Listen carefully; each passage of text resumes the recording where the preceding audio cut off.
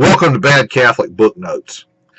The book under consideration today is Atlanta Will Fall, Sherman, Joe Johnston, and the Yankee Heavy Battalions by Atlanta historian Stephen Davis, published by Scholarly Resources Incorporated in 2001. This is a nice, succinct account of the 1864 Atlanta campaign, from the opening of the campaign in North Georgia in the spring of 1864 to the fall of Atlanta in September. This is an account from the command tent, and primarily the Confederate command tent, and not from the point of view of the common soldiers. In a very short and concise account, this book is only a little over 200 pages long, Davis skillfully details how Major General William Tecumseh Sherman carefully built up and stockpiled supplies in the rear and made provisions to fortify and protect the railroad supplying his army. In fact, Sherman was probably a much better logistics officer than he was a battlefield commander. In a humorous aside, Davis comments that by late in the campaign, that General Sherman had practically developed a fetish about destroying railroads and making Sherman's neckties, that is, wrapping rails around telegraph poles. Describing the war in North Georgia as a big Indian war, Sherman primarily conducted a campaign of maneuver. Outnumbering the Confederates at the beginning of the campaign by 2-1 and later by 10-6, Sherman used his superior numbers to hold the rebels in place and outflank and maneuver in their rear, causing them to fall back. Although Davis thinks that Sherman was an excellent railroad general and an excellent maneuver general, Davis ranks Sherman's battlefield performance as lackluster. Davis's greatest criticism is directed toward Confederate General Joseph E. Johnston. Johnston's performance in Georgia was a repeat of his generalship in Virginia in 1862, when Johnston fell back to the outskirts of Richmond in the face of George B. McClellan's Army of the Potomac.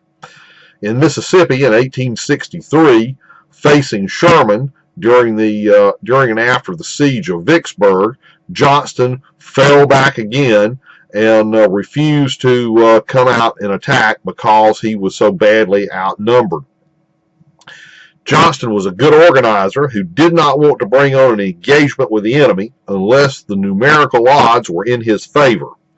When severely outnumbered, as most Confederate armies were in the Civil War, Johnston stubbornly stayed on the defensive and refused to attack, hoping that the enemy would attack him in his fortifications.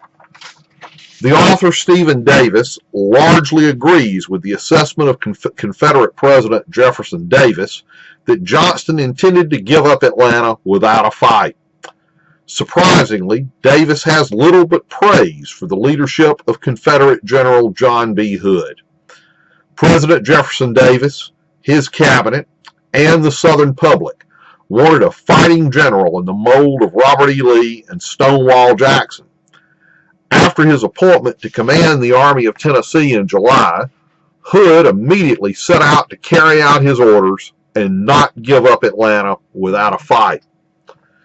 Davis is the most critical of Hood for not being more toward the front and not taking more personal control of the evolving battlefields during the battles around Atlanta. Although Hood's battle plans were sound and his instincts to try to make a flanking attack and destroy an isolated part of the Union Army were correct, no battle is ever fought exactly like it was planned at headquarters.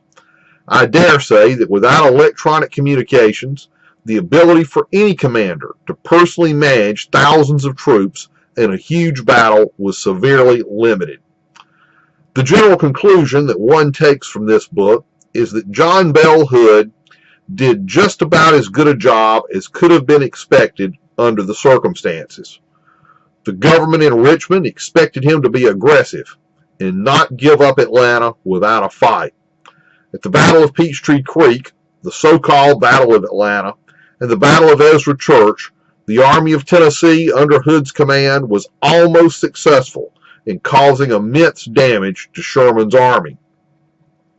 Hood only gave up Atlanta when Sherman took over half of his 89,000-man army, 60,000 men, on a long flanking march around Hood's left flank and pounced on the Macon and Western Railroad supplying Atlanta.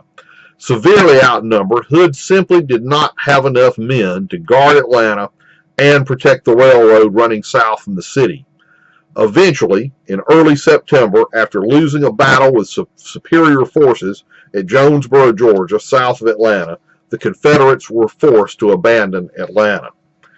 Davis's general conclusion is that Hood did about all that any general could have been expected to do, given the situation when he took command of the army.